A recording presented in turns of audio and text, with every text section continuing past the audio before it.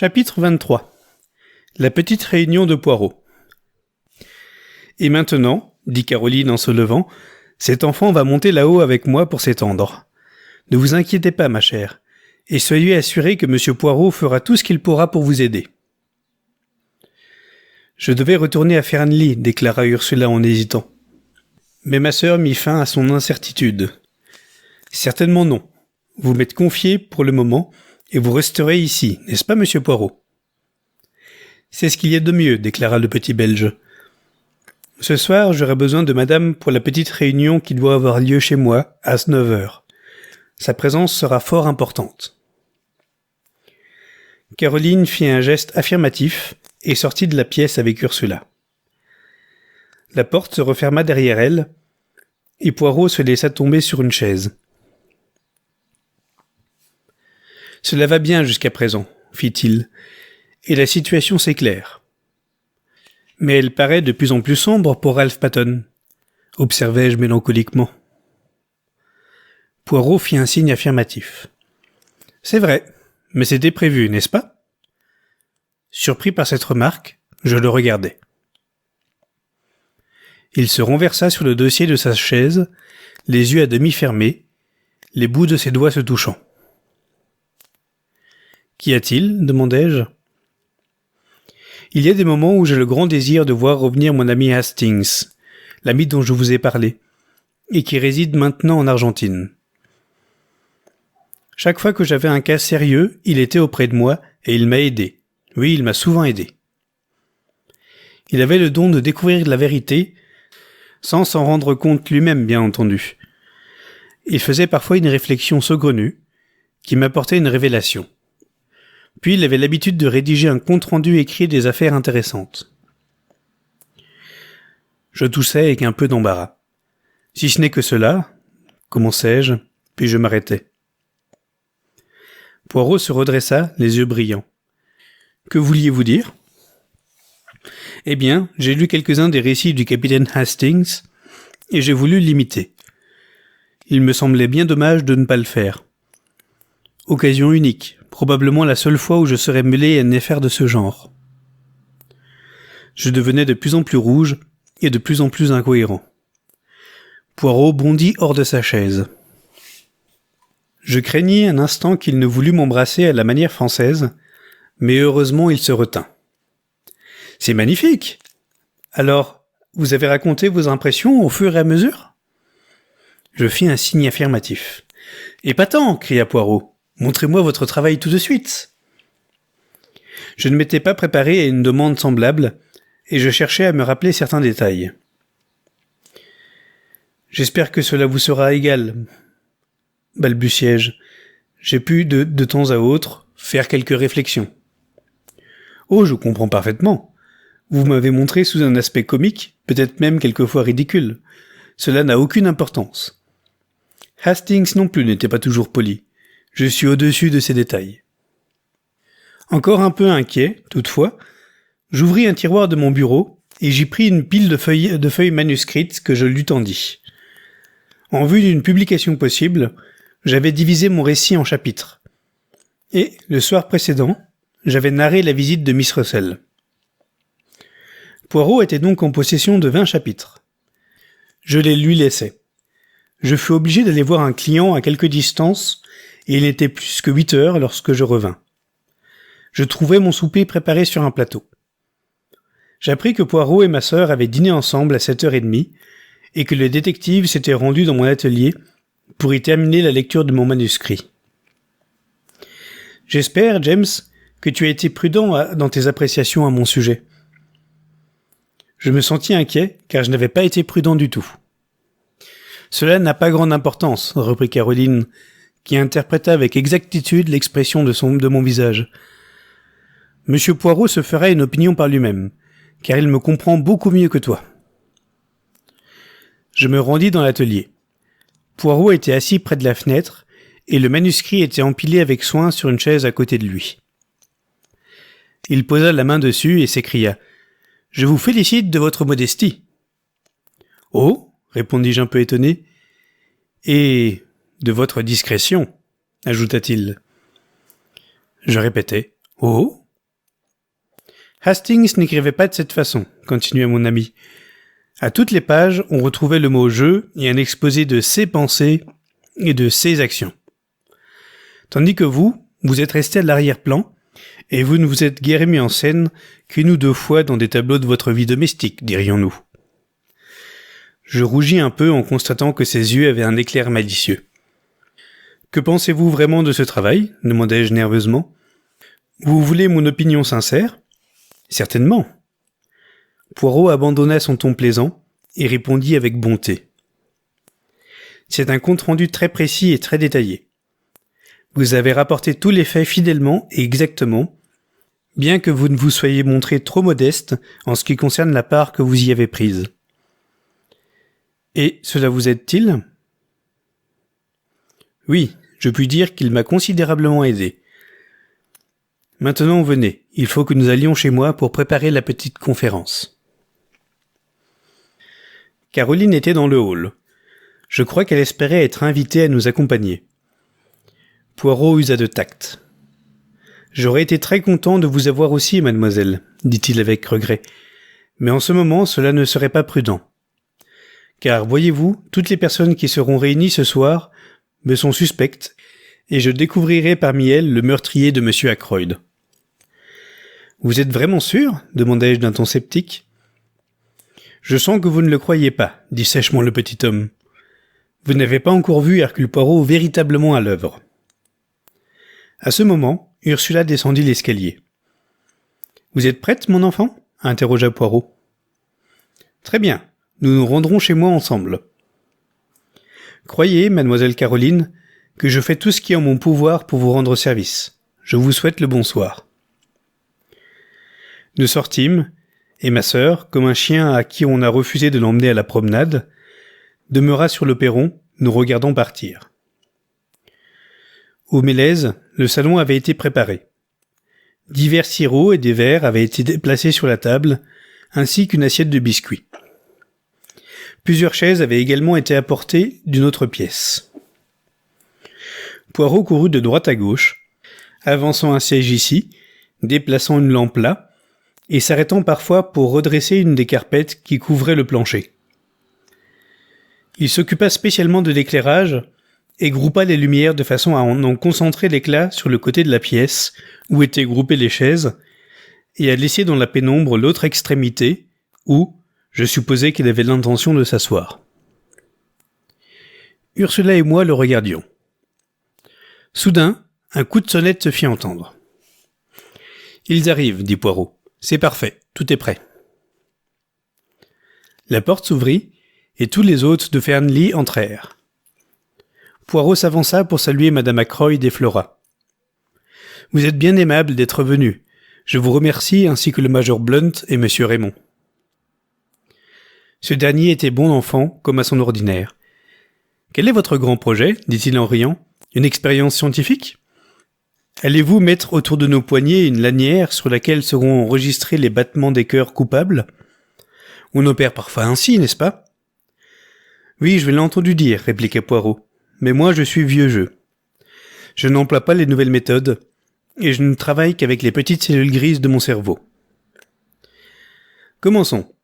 Mais tout d'abord, j'ai une nouvelle à vous annoncer. » Il prit Ursula par la main, et la tira en avant. « Voici Madame Ralph Paton, » dit-il. « Elle a épousé le capitaine Paton au mois de mars. » Madame Ackroyd jeta un cri. « Ralph, marié ? En mars ? Mais c'est absurde. Comment cela pourrait-il être ?» Elle regarda Ursula comme si elle ne l'avait jamais vue auparavant. « Marié à Bourne ?» répéta-t-elle. « En vérité, monsieur Poirot, je ne vous crois pas. » Ursula rougit et allait commencer à parler lorsque Flora la devança. Elle se dirigea vivement vers elle et passa sa main sous son bras. « Ne soyez pas froissés de notre surprise, dit-elle. Voyez-vous, nous ne nous doutions pas de cela. Vous et Ralph avez fort bien gardé votre secret. Je suis très contente. »« Vous êtes très bonne, Miss Ackroyd, » répondit Ursula à voix basse. « Et pourtant, vous auriez tous les droits d'être fâchés, car Ralph s'est très mal conduit, surtout envers vous. »« Ne vous tourmentez pas pour cela, » reprit Flora, en lui tapant doucement le bras. « Ralph était dans une impasse, et il a pris le seul moyen d'en sortir.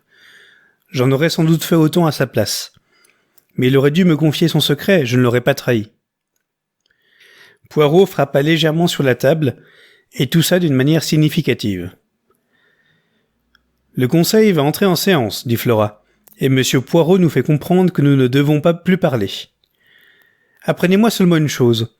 Où est Ralph? Vous devez le savoir. » « Mais non, je ne sais pas, sanglota Ursula. »« N'a-t-il pas été arrêté à Liverpool ?» demanda Raymond. « C'est ce qu'annonçait le journal. »« Il n'est pas à Liverpool, » déclara brièvement Poirot. « En réalité, observai-je, personne ne sait où il est. »« Sauf Hercule Poirot, n'est-ce pas ?» interrogea Raymond. Le détective répondit sérieusement à sa plaisanterie.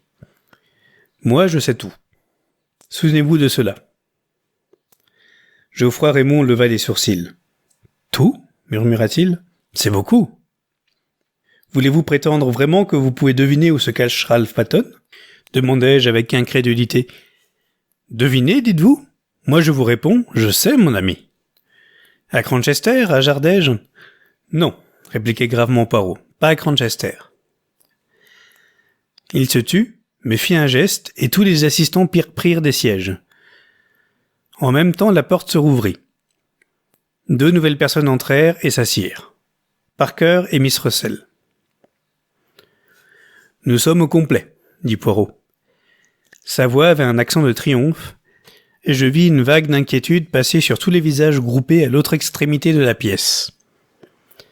Chacun avait l'impression qu'une trappe venait de se refermer.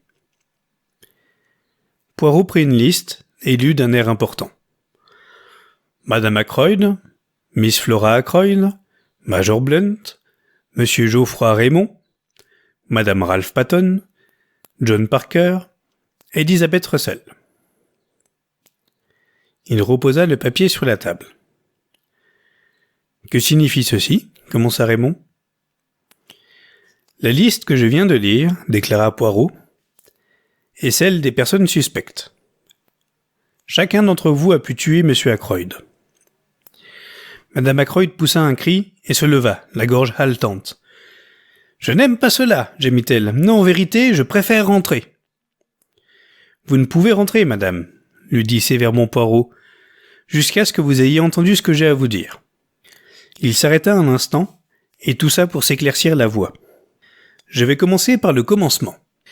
Lorsque Miss Ackroyd me demanda de m'occuper de l'affaire, je me rendis à Fernley Park, en compagnie du bon docteur Sheppard. Je longeai la terrasse avec lui, et on me montra des empreintes sur l'appui de la fenêtre. De là, l'inspecteur Raglan me conduisit au sentier, qui aboutit à l'allée principale. Mon regard fut attiré par le pavillon d'été, et je le fouillai consciencieusement. J'y trouvai 2 objets. Un morceau de linon et une plume d'oie, dont le tuyau était vide. Le morceau de linon me suggéra aussitôt l'idée d'un tablier de femme de chambre. Puis, lorsque l'inspecteur Raglan me montra la liste des personnes qui se trouvaient dans la maison, je constatai que l'une des femmes de chambre, Ursula Bourne, ne présentait pas d'alibi véritable. D'après sa déposition, elle était demeurée dans sa chambre de 9h30 à 10h. Mais qui sait si, en réalité, elle ne se trouvait pas dans le pavillon. Dans ce cas, elle avait dû s'y rendre pour y rencontrer quelqu'un. Or, nous savions, par le docteur Sheppard, qu'une personne étrangère était venue à Fernley ce soir-là. L'inconnu qu'il avait rencontré près de la grille. Au premier abord, il semblait que notre problème était résolu et que cet homme était venu dans le pavillon pour voir Ursula Bourne. Le fait qu'il s'y était trouvé paraissait à peu près démontré par la découverte de la plume d'oie. Celle-ci m'avait immédiatement donné l'idée qu'il s'agissait de quelqu'un qui s'adonnait aux stupéfiants. L'inconnu avait dû prendre cette habitude de l'autre côté de l'Atlantique, où l'usage de renifler l'héroïne est plus courant qu'ici. Or, l'homme rencontré par le docteur Sheppard avait l'accent américain. Tout semblait donc confirmer cette supposition. Mais un détail m'arrêta. Les heures ne concordaient pas. Ursula Bourne n'avait certainement pas pu se rendre au pavillon avant 9h30, tandis que l'homme y était arrivé quelques minutes seulement après 9h. Évidemment, je pouvais supposer qu'il y avait attendu une demi-heure, mais une autre hypothèse était également à envisager. Il avait pu y avoir ce soir-là 2 rendez-vous dans le pavillon. Dès que cette idée me fut venue, plusieurs faits significatifs se présentèrent à moi. Je découvris que Miss Russell, la gouvernante, avait, le matin, fait une visite au Dr Shepherd et montré beaucoup d'intérêt pour tout ce qui concernait la manière de guérir les victimes de drogue. En rapprochant ce fait de la perte de la plume d'oie dans le pavillon, j'en inférais que l'étranger en question était venu à Fernley pour y avoir un entretien avec Miss Russell et non pas avec Ursula Bourne. Qui donc Ursula était-elle allée voir ? Je ne fus pas longtemps dans le doute. D'abord, je trouvai une alliance avec les mots « donnés par R » et une date gravée à l'intérieur. Puis, j'appris que Ralph Patton avait été vu dans le sentier conduisant au pavillon à 9h25. On me rapporta également une conversation qui avait eu lieu dans le bois, près du village, au cours de l'après-midi du même jour, entre Ralph et une femme inconnue. De sorte que les faits s'enchaînaient avec beaucoup d'ordre. Un mariage clandestin, des fiançailles annoncées le jour même du drame, une entrevue orageuse dans les bois, et enfin un rendez-vous fixé pour le soir dans le pavillon. Ceci me prouva incidemment que Ralph Patton et Ursula Bourne, ou plutôt Ursula Patton, avaient le plus grand intérêt à se débarrasser de M. Ackroyd. Mais un autre détail devint évident pour moi. Il était impossible que Ralph Patton se fût trouvé à 9h30 avec M. Ackroyd dans son cabinet de travail. Et ici apparaît un nouvel et fort intéressant aspect du crime. Qui était avec la victime à 9h30 ? Ce n'était pas Ralph Patton, puisqu'il était dans le pavillon avec sa femme. Ce n'était pas Charles Kent, puisqu'il était déjà parti. C'est alors que j'en vins à ma plus habile, à ma plus audacieuse déduction. Et que je me posais la question suivante. Y avait-il quelqu'un avec lui ?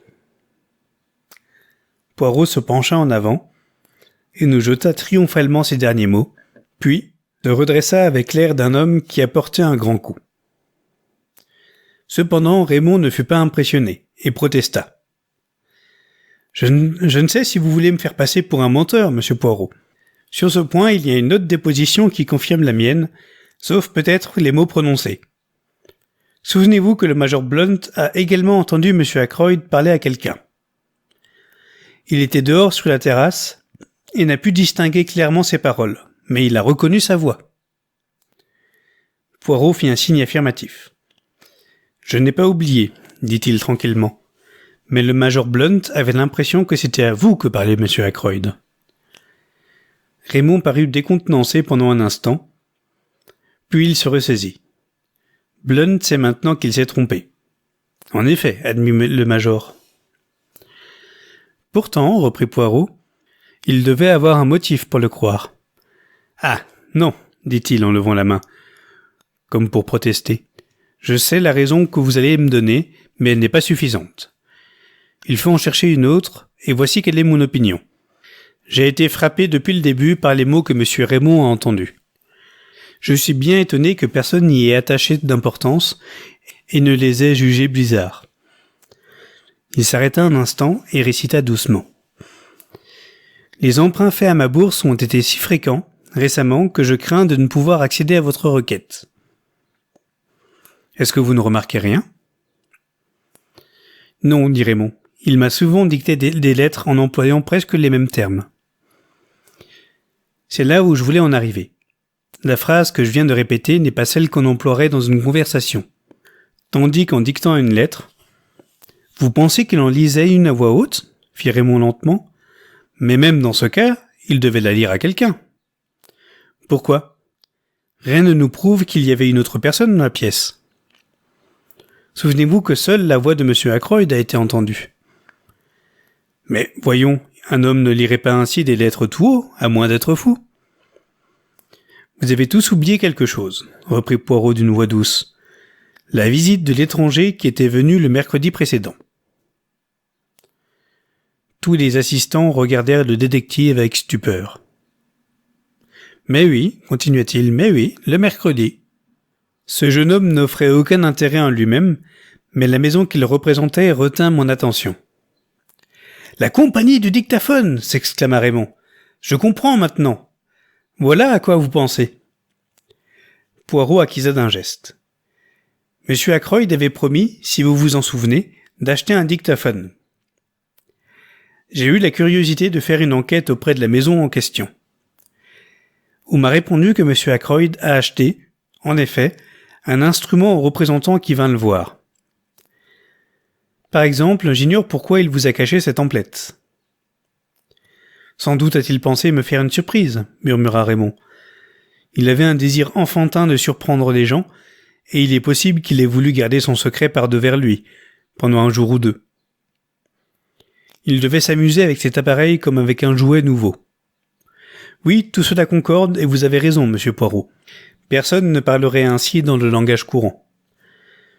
Cela explique également, dit Poirot, pourquoi le major Blunt a cru que vous vous trouviez dans le cabinet de travail. Les bribes de phrases qu'il entendit semblaient être dictées, et il a dû avoir inconsciemment l'idée que monsieur Ackroyd était avec vous. Sa pensée était, en effet, dirigée vers un autre objet. Il songeait à la forme blanche qu'il venait d'apercevoir, et qu'il avait prise pour Miss Ackroyd. En réalité, ce qu'il avait vu dans l'ombre, c'était le tablier blanc d'Ursula Bourne, au moment où elle s'en allait vers le pavillon. Raymond s'était remis de sa surprise. Cependant, remarqua-t-il, si brillante que soit cette découverte, elle ne change rien à l'état des choses. M. Ackroyd était vivant à 9h30, puisqu'il parlait dans un dictaphone. Or, il paraît que Charles Kent était bel et bien parti à cette heure-là, et quant à Ralph Patton, il hésita et regarda Ursula. Celle-ci rougit, mais répondit promptement. Ralph et moi, nous nous sommes quittés exactement à 10h moins le quart, et je suis absolument sûr qu'il ne s'est pas approché de la maison. Il n'en avait pas la moindre intention, au contraire. Il désirait avant tout ne pas se retrouver face à face avec son beau-père. La situation aurait été trop critique pour lui. Je ne mets pas en doute votre récit un seul instant, reprit Raymond. J'ai toujours été convaincu que le capitaine Patton est innocent.